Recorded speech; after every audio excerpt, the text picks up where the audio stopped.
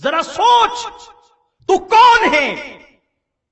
آج تم نے داڑیاں لمبی کی ہیں، تم دیندار ہو، تمہارے شہر کے اندر 200-250 مسجدیں ہیں، تم مسجد و مینار کے شہر میں رہتے ہو، تمہارے کپڑے سنت کے مطابق، تمہاری جیب میں مسواک، تمہارے ہاتھوں میں کتابیں، اسلامی بکس، تمہارا ماحول مذہبی اور اسلامی کہلاتا ہے۔ تم سے پوچھنا چاہتا ہوں، مسجدوں میں اذان کے بعد دوڑ کر جانے والوں، کیا تیری ماں بھی تجھ سے راضی ہے؟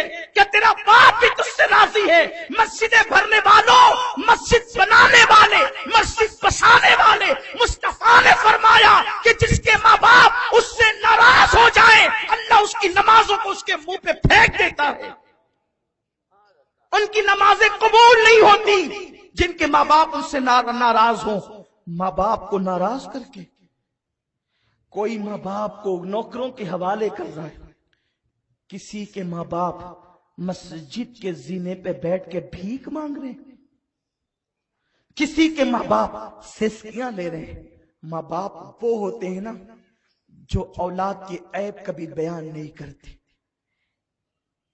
پاکستان کے ایک اولڈ ہاؤس کی داستان کسی مفکر نے لکھی۔ ایک جوان بیٹا بیوی کے کہنے پر ماں سے علیحدگی اختیار کرنے کا پلان بناتا ہے، اب ماں سے کہتا ہے، ماں چل میں تجھے کہیں گھمانے لے جاتا ہوں۔ بوڑھی ماں خوش ہو گئی۔ یہ گھمانے کا سسٹم بھی بڑا عجیب ہے، بڑی معذرت کے ساتھ۔ یوں بھی محفلوں میں ہنسنا ہسانا میری طبیعت کے بہت خلاف ہے، اس لیے کہ لوگ ہنستے وہاں ہیں جہاں لوگ بہت خوش ہوتے ہیں۔ جس کی قوم ہر وقت کچلی جا رہی ہو، ہم اپنی محفلوں میں کیسے ہنسے ہنسائیں؟ لیکن میں عرض کروں، میرے آقا فرماتے ہیں، میرے نوجوانوں ذرا غور سے سن لو، آج تم میری تقریر نہیں بلکہ میرا درد دل سن رہے ہو۔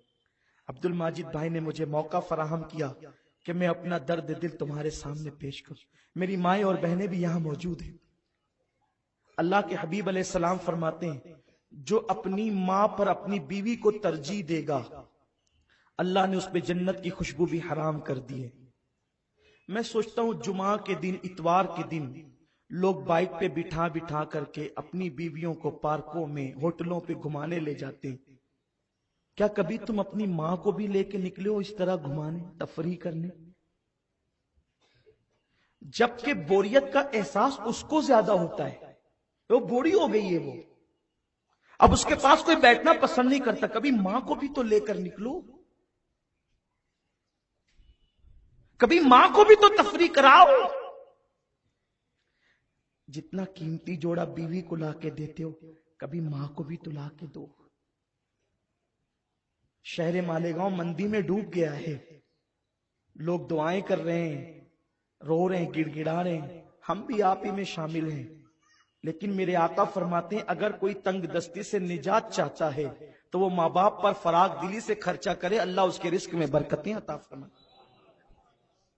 تنگی کا علاج ہے۔ آقا فرماتے ہیں، جو ماں باپ کے ساتھ اچھا سلوک کرے، اللہ اس کی عمر لمبی کر دیتا ہے، اس کو مالدار کر دیتا ہے، مالا مال کر دیتا ہے۔ آقا فرماتے ہیں کہ جو نماز میں اپنے ماں باپ کی مغفرت کے لیے دعا نہ کرے، اللہ اس کی نماز کو قبول نہیں کرتا۔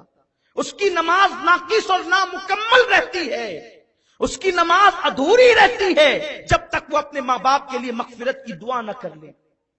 تو ایک جوان نے اپنی ماں کو گھر سے باہر نکالنے کا پلان بنایا اور اس نے کہا، ماں چل میں تجھے گھمانے لے کر چلتا ہوں۔ بوڑھی ماں کے دل کی کلی کلی کھل گئی، دل کے کانوں سے سنے۔ میری مائیں اور بہنیں بھی یہاں، جوان میری بہنیں بیٹھی ہوئی ہیں، میں ان کا بھائی، ان کا خادم، اور میں ان کا شکریہ ادا کرتا ہوں۔ دور دور سے آتی ہے محفلوں کے اندر۔ میں کہتا ہوں جب آپ کا شوہر آپ کی طرف متوجہ ہو تو کبھی تم بھی تو کہہ دیا کرو کہ وہ تمہاری ماں ہے، ذرا اس کا بھی خیال کر لو۔ اگر ایک بیوی اپنے شوہر کو یاد دلائے، خدا یاد دلا دے کہ اپنے ماں کا بھی ذرا خیال کر لو، تو شاید میں سمجھتا ہوں کہ شوہر آپ کے کہنے پر کچھ کرے گا۔ اور آپ کا حال تو یہ ہے، آپ کو اپنی ماں اچھی لگتی ہے، شوہر کی ماں اچھی نہیں لگتی۔ لیکن میری بہن یاد کرنا، یاد رکھنا، اپنی بوڑھی ساس کو تو کب تک ستائے گی؟ ایک دن تو بھی ساس بنے گی، اور جو سلوک آج تو اپنی ساس کے ساتھ کر رہی ہے، اس سے بدترین سلوک تیری بہو تیرے ساتھ کرے گی، اس لیے کہ اللہ دور نہیں ہے، کما تدین و تدان، تم جیسے کرو گے اللہ تمہارے ساتھ ویسے ہی بدلہ لے گا۔ وہ عورتیں سکون سے ہوتی ہے بڑھاپے میں جو اپنی ساس کی دعا لیتی ہے، کیونکہ تمہاری جنت تمہارا شوہر ہے اور تمہارے شوہر کی جنت اس کی ماں ہے۔ اگر تم ساس کو گھر سے باہر نکلنے کا پلان کر رہی ہو تو گویا کہ تم اپنے شوہر کو بے جنت کرنا چاہتی ہو، اسے جنت کیسے ملے گی؟ بیوی نے بہکا دیا، یہ پلان بنا لیا کہ ماں سے الگ ہو جانا ہے، اور ماں سے کہتے ہیں ماں چل تجھے، ماں کی کلی کلی خوش ہو گئی، آج میرا بیٹا مجھے گھمانے لے جائے۔ بوڑھی ماں کو وہ لے کر کار میں بٹھایا اور اولڈ ہاؤس کے دروازے پہ کار کھڑی کی، پارک بنا ہوا تھا، اس کے زینے پہ ماں کو بٹھایا، کہا ماں دیکھ یہ اولڈ ہاؤس ہے، یہ بڈھا گھر ہے، یہاں بڑی خدمت کی جاتی ہے، بہت خیال کیا جاتا ہے، آج سے تجھے یہاں رہنا ہے، اچھا میں چلتا ہوں، میرے لیے دعائیں کرتے رہنا، جب جب موقع ملے گا میں آیا کروں گا ملنے کے لیے۔ ماں نے حسرت بھری نظر سے اپنے جاتے ہوئے بیٹے کی کار کو دیکھا۔ بیٹے کے گھر میں کوئی کمی نہ تھی، بہت مالدار تھا وہ، لیکن بیوی کے کہنے پہ ماں کو الگ کر رہا تھا۔ ماں نے اپنے دوپٹے سے تھر تھراتے ہوئے ہاتھوں سے دوپٹے سے آنسو پوچھے، اور ماں کو کیا یاد نہیں آتا ہوگا، وہ گیلے بستر پہ سونا، اپنا دودھ پلانا۔ یہ دودھ کیا ہے؟ خون کے کئی قطرے ملتے ہیں تب جا کے کہیں دودھ کا ایک قطرہ بنتا ہے۔ 2 سال تک پورے شوق کے ساتھ ماں اپنے بچے کو دودھ پلاتی، ماں کبھی سینے لگاتی، کبھی چومتی ہے، کبھی پیار کرتی، کبھی محبت کرتی، بلکہ وہ محبت ہی تو کرتی ہے، اور کرتی کیا ہے؟ اس نے جاتے بچے کو دیکھا، جوان بیٹے کو دیکھا، لیکن بڑھاپا حسرت بھرے انداز سے ٹھہر گیا، اور جوان بیٹا کار میں روانہ ہو گیا۔